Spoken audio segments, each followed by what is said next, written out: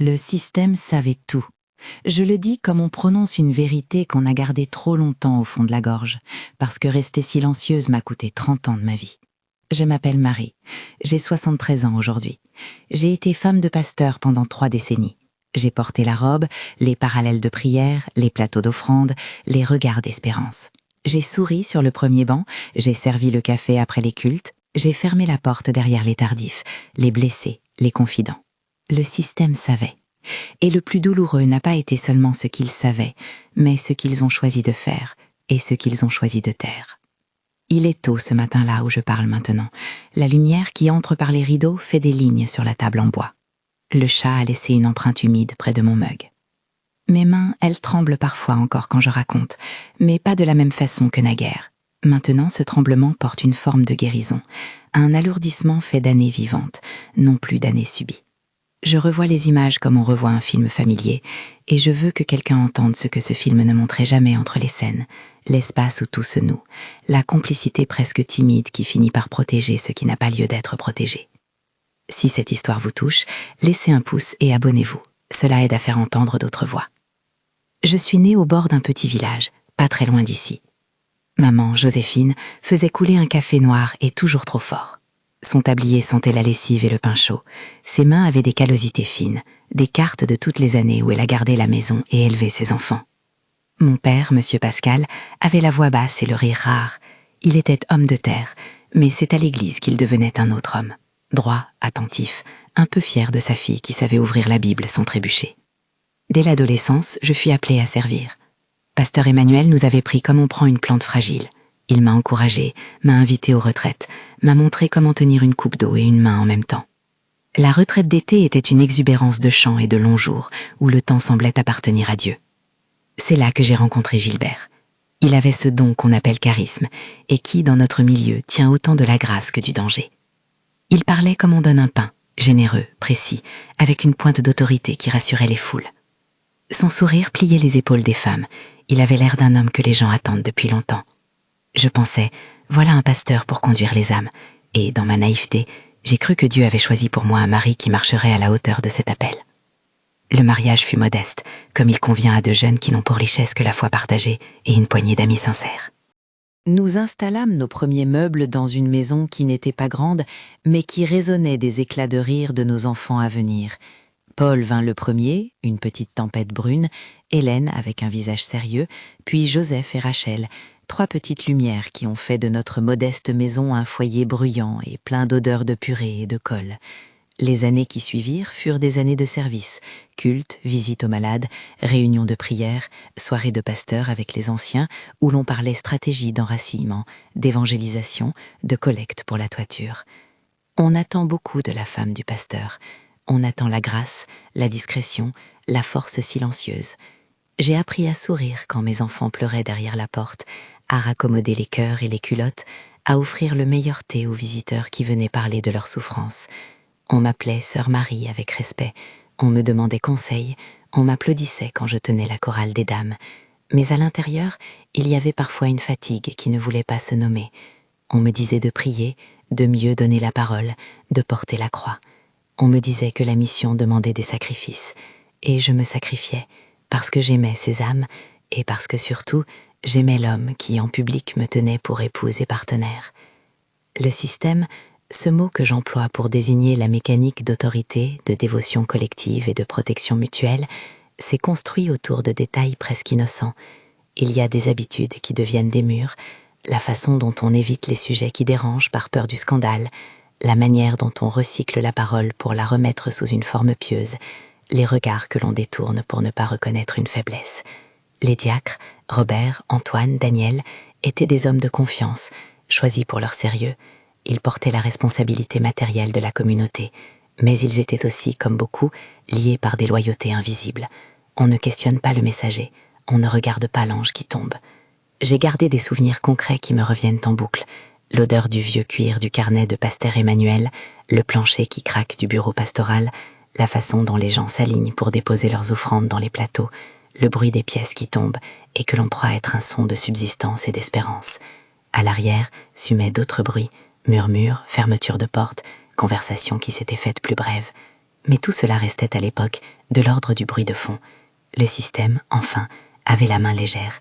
Il cachait, minimisait, recolorait en paroles pieuses ce qu'on ne voulait pas voir. Les premiers signes n'étaient pas spectaculaires. Un retard ici, un message anonymement supprimé là, une explication de Gilbert. C'est le ministère, ma chère. Il y a des moments où l'homme doit être seul pour prier. Je l'ai cru, parce que je voulais croire. On m'a appris à accepter l'urgence du ministre comme une réalité sacrée. Et puis il y avait Solange. Je n'aimais pas prononcer son nom pendant longtemps, comme s'il était une tâche. Elle était secrétaire à l'église, jeune, efficace, pleine d'allant. Elle savait organiser les collectes et souriait avec une manière qui aimait se montrer utile. Les chats du quartier l'aimaient. On la voyait souvent aider à la buvette, à écrire les comptes, à tenir l'heure de réunion. Beaucoup autour d'elle étaient reconnaissants. Moi aussi, au début, je l'étais. Qui pourrait être contre une aide si dévouée? Quelques femmes, à voix basse, soufflaient des doutes. Madame Thérèse, qui est restée mon amie même après les tempêtes, avait parfois un regard qui ne se posait pas tout à fait sur les choses. Elle murmurait « Les choses ne sont pas si simples ». Mais dans ce petit monde, murmurer suffisait souvent à être oublié. On préfère l'unité au jugement, surtout quand le pasteur est la figure qui tient la communauté. Mieux vaut une unité fragile que des divisions qui menaçaient la maison commune. Le système choisit donc l'unité. Il choisit la couverture. Il choisit le silence. Dans les années où mes enfants grandissaient, le pastorat nous embarqua dans une routine qui semblait une bénédiction et qui, peu à peu, devint un engrenage. Les collectes étaient pleines, on rénovait la salle communautaire, on prévoyait des voyages missionnaires, on parlait de dons pour la toiture, on célébrait des engagements, on inaugurait, on applaudissait la direction spirituelle. Les chapeaux des dames frémissaient au vent des entrées solennelles. Et dans les coulisses, des enveloppes changeaient de main, des promesses se créaient par besoin, par charité, par le souhait sincère d'aider la mission. Personne ne s'étonnait qu'un homme important ait une voiture neuve. Personne ne se demandait pourquoi un pasteur voyageait plus souvent que d'autres. Le système explique, rassure, reconstruit le sens en un geste de protection. Il y a des petites violences que j'ai acceptées parce qu'elles se présentaient sous l'éclat de l'autorité. Quand je m'inquiétais de l'attention de Gilbert pour d'autres femmes, on me répétait que je devais renforcer ma foi, prier davantage, être plus compréhensive. Dans les réunions privées, il sut énoncer des paroles qui vous coupent la parole avant qu'elle ne commence. « Tu es jalouse, ça ne vient pas de Dieu, ma sœur. » Le serment entre dans le quotidien comme une clé qui verrouille les doutes. J'ai appris à me taire. J'ai appris qu'il était plus conforme de parler de grâce que d'exiger la vérité. Il y eut des moments de colère, oui. Des nuits où j'écrivais des lettres que je n'envoyais pas. J'écrivais pour remettre mes pensées à l'épreuve, pour ordonner les événements, pour ne pas perdre la logique de ce qui arrivait. Je n'avais pas de mots forts parce que j'avais appris à nommer la douleur comme une épreuve spirituelle. Dieu m'a fermi, je me disais, mais il y a des vérités que la foi seule ne guérit pas.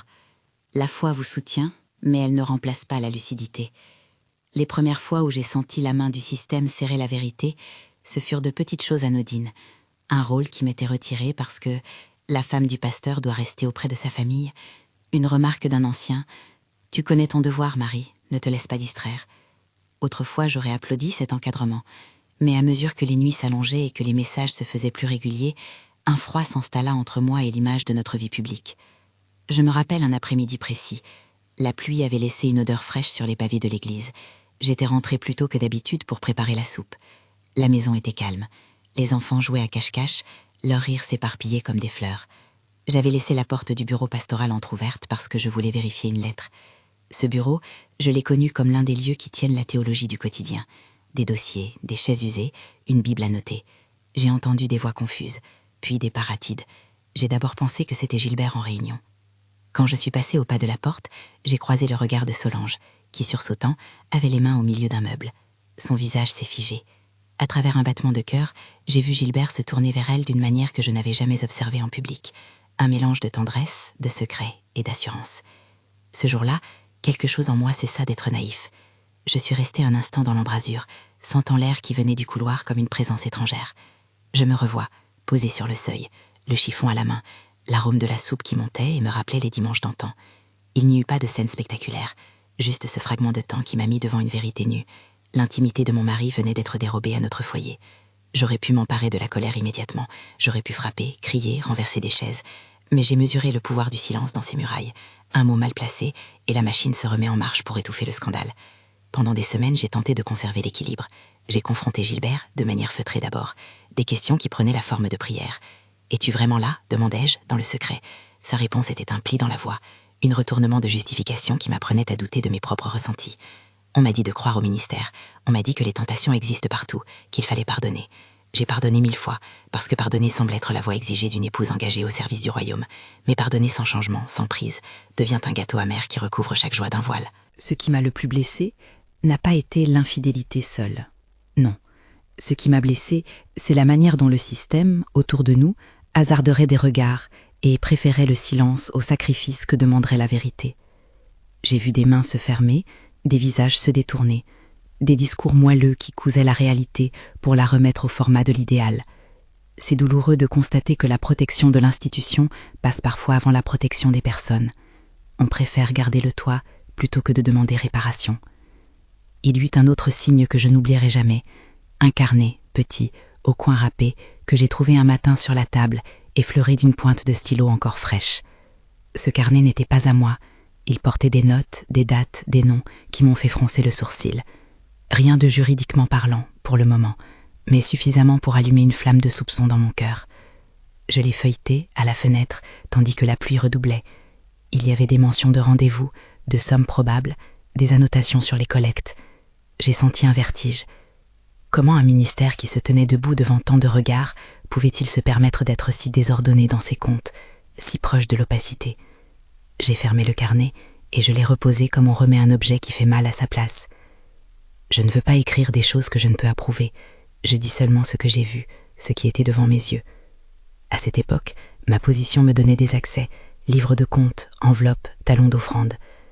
Mais la ligne qui sépare l'intérêt d'un conjoint de la curiosité d'un membre de la congrégation est ténue. J'ai tenté de garder l'équilibre, me répétant que la foi peut passer par des épreuves. Pourtant, la tension monta lorsque les murmures se transformèrent en quelques conversations plus franches. Une dame de la paroisse, Madame Colette, me prit à part et me dit avec une douceur dérangeante « Marie, certaines personnes voient des anomalies, on devrait vérifier, mais qui le fera ?» Sa façon de baisser les yeux m'a fait comprendre que le système n'était pas un mur, mais une toile. Chacun tire une fibre selon son intérêt, et l'ensemble finit par maintenir l'édifice. Lorsqu'on décide enfin de regarder, ce n'est jamais une action instantanée. C'est un processus qui s'allonge, qui se pèse, qui compte le coup. J'ai commencé à noter moi aussi, non sur un carnet de comptes, mais dans mon esprit, une liste de choses qui ne collaient pas, des déplacements inexpliqués, des cadeaux subreptices, des comptes remis à un seul homme. Chaque note était une pierre que je posais dans l'édifice de ma décision. Mais il y a un point au-delà duquel on ne peut plus revenir en arrière, celui où l'on sait que le silence nous rend complices. Alors la question devient simple et terrible. Est-ce que je veux que mes enfants grandissent dans une maison bâtie sur la retenue de la vérité? Je pris alors des mesures discrètes, car la discrétion est une stratégie à la fois protectrice et périlleuse. Je gardais des copies de certains documents, je photographiais des reçus, je mémorisais des conversations en notant des heures sur mes pages. Tout cela se faisait la nuit, dans la peur d'être surprise, dans la précaution qui sied aux choses qu'on sait fragiles. J'appris à être une enquêtrice du quotidien, sans arrogance, mais avec la détermination de celui qui veut préserver l'honneur de sa maison. Une autre mécanique du système se révéla alors, non pas la présence d'un seul coupable, mais la capacité des gens à détourner le regard. Il y avait ceux qui aimaient Gilbert pour ce qu'il représentait et qui refusèrent d'admettre qu'il puisse faillir. Il y avait ceux qui craignaient le scandale, qui voyaient dans une tempête publique l'éclatement d'une communauté entière et qui préférèrent éteindre les braises. Et il y avait ceux, rares mais courageux, qui tentaient de garder la balance droite. Parmi eux, quelques diacres se montrèrent hésitants, mais leur hésitation n'était pas un silence coupable, elle était une main qui cherchait une solution prudente. À mesure que les mois passaient, la tension s'épaississait, et je sentais mes mains se révéler plus habiles, m'occuper des comptes, apprendre à lire entre les lignes, préparer des réponses pour mes enfants si jamais le monde s'effondrait. Les enfants, eux, vivaient dans une innocence qui me hantait. Paul, le premier, avait l'âge de comprendre plus que nous ne l'imaginions. Hélène, plus réservée, ressentait mes absences. Joseph, le petit malin, cherchait toujours un coin pour se cacher. Rachel aimait les poupées que je cousais le soir à la lumière d'une lampe. J'ai appris à être mère et stratège en même temps. Ce firent des années d'une grande mobilité intérieure. Je pleurais en secret, je bâtissais en public. Le système savait, je le voyais à la façon dont les regards se réorganisaient quand un nom apparaissait, à la façon dont le téléphone sonna moins souvent pour moi, et plus souvent pour ceux qui savaient tenir les dossiers, à la politesse qui remplaçait l'indignation. Le système savait, et il aimait s'expliquer par la nécessité de l'unité. Quand vous entendez trop souvent que l'unité prime, sachez que c'est parfois une façon douce de demander la fidélité à une image plutôt qu'à la vérité. Finalement, un jour qui avait commencé avec la simplicité d'un ciel bleu, je décidai de rentrer plus tôt à l'église. J'avais prétexte à mon pas, vérifier des enveloppes, déposer des vêtements pour la buvette, préparer un gilet pour un enfant qui pleurerait peut-être. L'église, vide, avait ce langage particulier, les bancs qui respirent encore des sermons, le pupitre qui tient des secrets. En passant devant le bureau, j'ai entendu des voix qui ne s'accordaient pas au silence. C'était une voix que je connaissais, douce et assurée, et une autre, plus jeune, qui riait en un souffle. Je ne me souviens plus parfaitement de la façon dont mes jambes m'ont porté jusqu'à la porte, seulement de la sensation que le sol sous mes pieds se dérobait par instants. La porte était entr'ouverte. J'ai poussé sans bruit, comme on effleure une vitre. Et là, dans cette pièce que tant de gens imaginaient comme le sanctuaire des conseils pastoraux, j'ai trouvé une scène qui n'avait rien à voir avec les réunions pieuses auxquelles j'étais habituée. Solange était appuyée contre la table, et Gilbert s'approchait, inclinant la tête vers elle d'une manière qu'il ne m'avait jamais réservée en public. Leurs gestes étaient intimes, évidents. Leurs visages, occupés à l'un et à l'autre, n'avaient pas conscience de mon entrée. Je me suis tenue là, au seuil, avec quelque chose de fragile qui se fendillait en moi. Le monde à ce moment a pris un relief terrible, le tic-tac d'une horloge, la poussière qui dansait dans un rayon de soleil, la couture d'une nappe sur la table qui tout à coup avait l'air d'un dernier repère sûr. Je sentais le besoin d'entrer, de dire, d'exposer, de tout renverser. Mais je sentais aussi le poids d'un système qui jusque-là avait protégé l'image à coups de silence mielleux. L'avenir se tenait devant moi, non comme une certitude, mais comme une possibilité sauvage, appelée, confrontée, révélée, ou gardée pour plus tard, accumuler les preuves, entrer dans une route qui mène à la vérité, mais qui peut aussi emporter la vie de mes enfants. Et alors que leurs paroles se faisaient l'alentour, je compris, plus fortement que jamais, que ce n'était pas seulement une perte personnelle. C'était une fissure dans une maison qui servait d'abri à tant d'âmes. Le système savait. Il savait parce qu'il avait toujours su comment dompter les bêtes qui menacent sa façade. Ma main trembla sur la porte, j'inspirais. Le monde semblait prêt à changer d'un battement de cils. Je suis restée à la porte plus longtemps que je ne veux l'avouer. Il y a des instants qui prennent toute la largeur d'une vie. Celui-là en fut un. Je n'ai pas hurlé. J'ai attendu que leur geste retrouve la mesure du familier pour me reculer en silence, refermer la porte, reprendre la soupe comme si rien ne s'était passé. C'est étrange, mais la plus grande audace que j'ai faite ce jour-là fut de laisser la vaisselle sur l'évier, d'empoigner mon sac à main et de sortir dans la pluie avec une détermination qui m'effrayait. Je me souviens du froid qui m'a mordu les mains quand j'ai fermé la porte derrière moi. Les enfants jouaient encore dans l'angle du salon. Ils n'avaient rien perçu.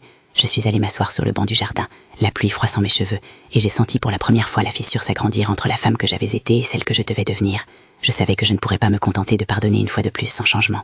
Pardonner pour sauver l'image, pour sauver le ministère, pour sauver un nom bien placé dans la communauté, cela aurait été voler mes enfants de la vérité. Le système savait tout et continuait à choisir la façade. La première chose que j'ai faite fut peut-être la plus prudente. J'ai commencé à consigner. J'avais toujours eu une écriture droite, appliquée, héritée des heures à tenir le cahier de la maison. J'écrivais des heures, des rendez-vous, des petites incohérences. J'ai pris des photos de reçus abandonnés sur des tables. J'ai fait photocopier des talons d'enveloppe. J'ai noté des sommes dont on m'avait parlé lors de réunions où je croyais m'ennuyer. Ce n'était pas de la vengeance, c'était de la protection. Je ne voulais pas laisser mes enfants grandir dans une maison bâtie sur des oublis volontaires. Je me suis tournée vers des alliés, pas vers la foule, mais vers quelques personnes de confiance. Madame Thérèse fut la première à qui j'ai parlé avec clarté. Elle m'a prise par la main et m'a dit, d'une voix emplie de fatigue et d'amour, « Si tu vas le dire, fais-le avec des preuves. Si tu veux que l'Église prenne soin des gens, l'Église doit être tenue responsable. » Sa franchise m'a soulagée. Je n'étais pas seule. Madame Colette aussi s'est approchée, les yeux humides, m'offrant un coussin d'encouragement. Ensemble, nous avons convenu que la vérité demandait des appuis dignes. On ne crie pas la vérité, on la présente, on la tient, on la met devant des instances qui ont le devoir de juger. Je me suis adressée au diacre. Je ne pouvais pas, en mon nom propre, renverser une institution. Je savais que la congrégation avait des mécanismes, des règles, quelque chose de plus grand que nos ressentis. J'ai appelé Robert d'abord. Sa voix, en me répondant, avait ce ton de sérieux qui l'avait toujours rendu respectable. Quand je lui ai dit que je souhaitais lui parler des comptes, il m'a proposé de venir le soir. J'ai senti ses hésitations derrière la politesse. Il savait qu'ouvrir une porte, même pour aérer, peut amener des vents qui décoiffent toute une ville. La réunion avec les diacres fut une de ces nuits dont on sort plus vieille. Nous nous sommes retrouvés autour d'une table du presbytère. Il y avait Antoine et Daniel, leurs mains épaisses sur le bois, le regard piquant pour lire au-delà des mots. J'ai posé devant eux les photocopies que j'avais faites, les petits reçus que j'avais glanés, le carnet au coin râpé que j'avais trouvé. J'ai expliqué ce que j'avais vu. J'ai parlé sans haine, parce que la haine aurait été une faiblesse qui aurait désamorcé mon propos. J'ai parlé comme une femme qui protège des enfants. Là, dans la lumière jaune de la lampe, j'ai compris la vraie nature du système. Certains, d'emblée, ont cherché à minimiser, à replacer chaque preuve dans un récit rassurant. Peut-être un cadeau pour la mission, peut-être un déplacement bénéfique. D'autres ont eu ce regard que je n'oublierai jamais, l'abattement d'un homme contraint de choisir entre l'amitié ancienne et la vérité. Robert, en particulier, avait ce visage où naissait la conscience. Il a pris le carnet, l'a feuilleté avec le silence d'un tribunal, puis il a relevé les yeux et m'a dit « Voilà des choses que nous ne pouvons ignorer. Nous devons appeler un audit. » Ces mots résonnèrent comme une ouverture. Ils appelaient à la procédure, à la méthode, et non à la vengeance. Je leur ai demandé de protéger ma famille. Je leur ai demandé de comprendre que si la vérité vivait sous les néons d'une assemblée, elle devait être présentée avec sagesse. Nous avons convenu d'une démarche interne, mettre en place un audit, convoquer un conseil des anciens, vérifier les comptes et les voyages, écouter les personnes qui avaient des témoignages, et surtout éviter le lynchage médiatique. C'était fragile, mais c'était un plan. Un plan était préférable à un cri. Je garde en mémoire cette réunion, non pas pour son courage instantané, mais pour ses lenteurs calculées. Le système avait ses rouages, mais il avait aussi des rouages qui pouvaient servir la justice. Il y avait des hommes et des femmes qui, peut-être embarrassés par tout ce qui se passait, restaient fidèles à l'idée que l'Église devait être un lieu de transparence. J'ai compris dans ces heures que mon combat n'était pas contre la foi, mais pour elle. Il fallait que la maison qui parle au nom de Dieu sache aussi recevoir la vérité. La confrontation avec Gilbert fut moins théâtrale que dans mes cauchemars. Je l'attendais, ayant choisi d'agir au jour clair. Nous nous sommes assis dans la cuisine, devant une tasse de thé tiède. J'ai posé les copies, les photos, les promesses non tenues. Il a essayé de les renvoyer à des explications qui lissaient tout, dons pour des projets personnels, déplacements pour le travail, malentendus. Je voyais dans ses yeux cette vieille habitude du décalage. Il savait parler pour apaiser, et il avait appris à utiliser la parole comme un voile. Mais je tenais les preuves. Je parlais aux heures, je montrais les dates, la concordance entre les billets d'avion notés, les dépenses sur des comptes non officiels. Quand les détails ont été alignés, sa voix s'est cassée dans la justification. « Marie, tu fais une montagne d'une poussière », me dit-il, d'abord doucement, puis plus sec. J'ai senti la colère monter, mais je la garde pour les enfants. Tu mets en danger la paroisse, le ministère. Il avait encore cette capacité, dans la douceur, à inverser la culpabilité, me présenter comme celle qui risquait tout par son agitation. Je lui ai répondu que ce n'était pas un caprice, que je n'étais pas une femme assoiffée de scandale, que je voulais des comptes pour la maison, pour les 100 visages qui déposaient leur foi chaque dimanche. Je lui ai dit aussi que j'aimais nos enfants et que je ne voulais pas qu'ils grandissent en croyant que l'autorité était infaillible. La conversation s'est terminée sans rupture définitive. Il m'a demandé du temps. Il m'a promis qu'il clarifierait. Sa manière fut de proposer des mesures d'apaisement, de suggérer qu'il parlerait au diacre, qu'il s'expliquerait. Mais la promesse s'érode vite quand elle n'est pas assortie d'actes. Le vrai acte n'a pas été dans ses paroles, mais dans le silence qui a suivi. Il a continué à faire comme si la routine pouvait réparer l'ombre. L'audit a été officiellement décidé par le conseil. J'ai interpellé par la suite le conseil élargi. Des anciens de l'Église, des personnes respectables de la ville, des diacres qui n'étaient pas embarqués dans la protection systématique. Ils ont nommé un cabinet externe et neutre, composé de personnes qui n'appartenaient pas à notre réseau pieux. Je tenais à cela, montrer que la vérification ne serait pas une farce de maison, mais un examen honnête. Le mot « audit » résonnait comme un autre mot pour réparation. Pendant ce temps, la maison fut un champ de tension. Les regards sur la façade étaient désormais plus incisifs. Des voisins chuchotaient, certains amis s'étaient retirés. J'ai vu des visages d'enfants changer, des rires devenir plus conscients. Les enfants ont compris qu'une tempête venait et que notre toit n'était plus seulement une certitude. Il fallait s'organiser. Nous avons préparé des sacs, mis des documents en sécurité, appris à être solidaires. Ce fut une épreuve parentale. Protéger l'enfant sans mentir. Le soir où l'audit a rendu ses premières constatations, la salle commune de l'église était pleine. J'étais assise au milieu, tenant la main de Paul, sentant ses paumes grandes et rassurantes. Les mots de l'expert furent précis et mesurés. Selon nos vérifications, il existe des anomalies significatives dans la gestion des fonds. Certaines sommes semblent avoir été redirigées vers des comptes non officiels. Les mots « anomalie significative » tirent comme un couperet et une défense en même temps. Ils n'accusaient pas de crime précis, mais posaient une réalité que personne ne pouvait plus ignorer. Le système n'avait plus les moyens de recoudre le voile. Il y eut des appels, des prières, des éclats. Gilbert a choisi de quitter la paroisse peu après la publication finale de l'audit. Les plus fidèles sont restés pour contester, d'autres pour pleurer, certains pour se rassurer en affirmant qu'un homme est plus que les chiffres. La suite de l'homme au centre n'a pas été un triomphe de la méchanceté. C'était une nécessité pour que la communauté puisse se tenir à nouveau sur ses deux pieds. J'ai reçu des lettres, des étreintes, des sourires coupables et des regards apaisés. Ce qui me suivit fut un mélange d'épuisement et d'un étrange soulagement. Le départ de Gilbert fut pratique. Il prit quelques affaires, sa bibliothèque, et s'éloigna. La ville, qui avait longtemps applaudi ses serments, murmura des versions différentes de l'histoire. Je n'ai pas cherché à l'humilier, je voulais simplement que la vérité soit connue. L'Église a néanmoins pâti, des donateurs ont cessé de verser, certains projets ont été retardés. Mais il y eut aussi une purification. Les gens commencèrent à demander plus de transparence. On institua des réunions régulières, des comités de contrôle, des comptes rendus publics. Le système avait été secoué, pas détruit, et dans ce vacillement, il y eut une possibilité de réparation. Après la tempête, il me fallait reconstruire l'intime, la maison, la dignité. Je me suis retrouvée mère presque seule, responsable des 4 vies qui m'avaient été confiées. J'avais des ressources limitées, mais je n'avais pas le goût du renoncement. La couture m'avait toujours accompagnée comme une petite voix pratique, les nappes, les ourlets, les habits des enfants. Quand la vie se défait, il y a des gestes qui recollent les tissus, littéralement. J'ai commencé par coudre des vêtements pour nos voisins, puis pour des amis, puis pour mon plaisir. La machine à coudre, héritage de maman, ronronnait comme un petit moteur d'espérance.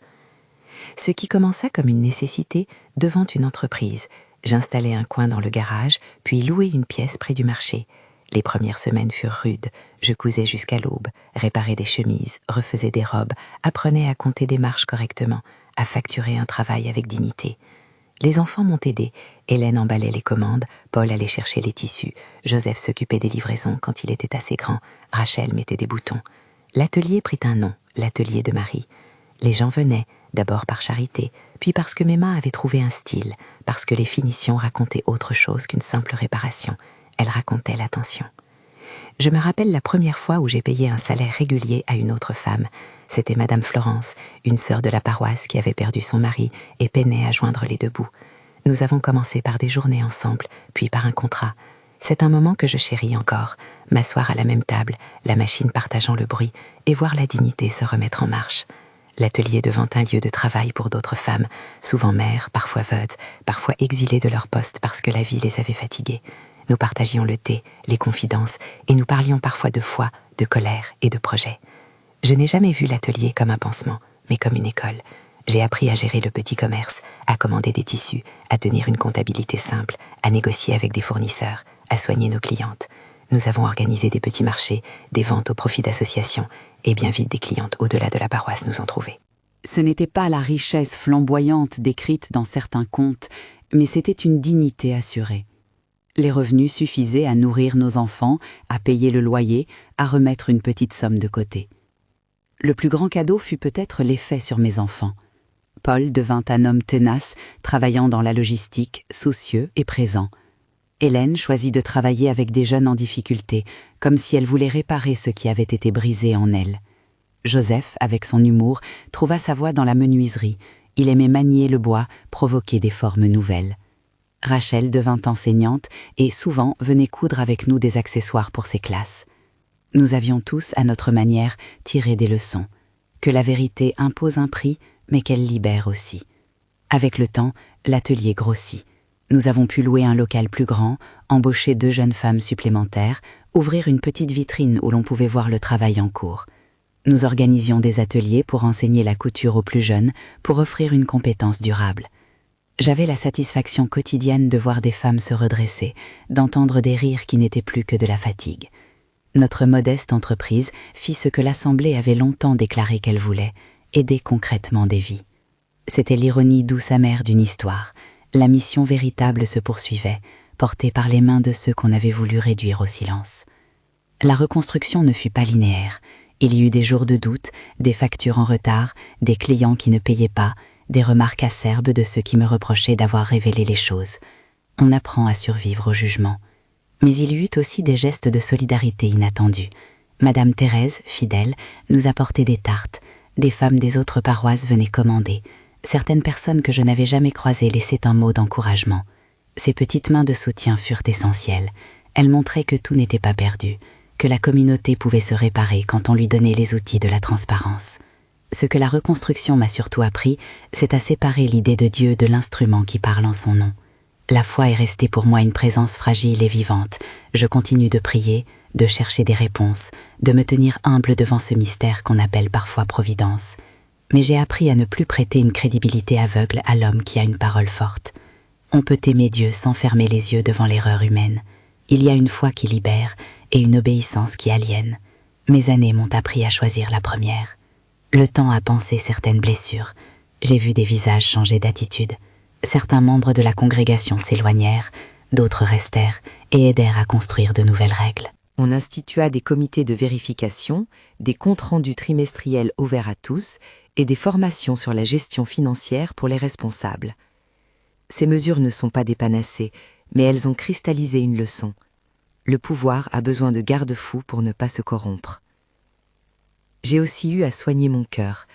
La douleur d'avoir été trahi, d'avoir vu la maison déchirée, ne disparaît pas d'un coup, elle change de forme.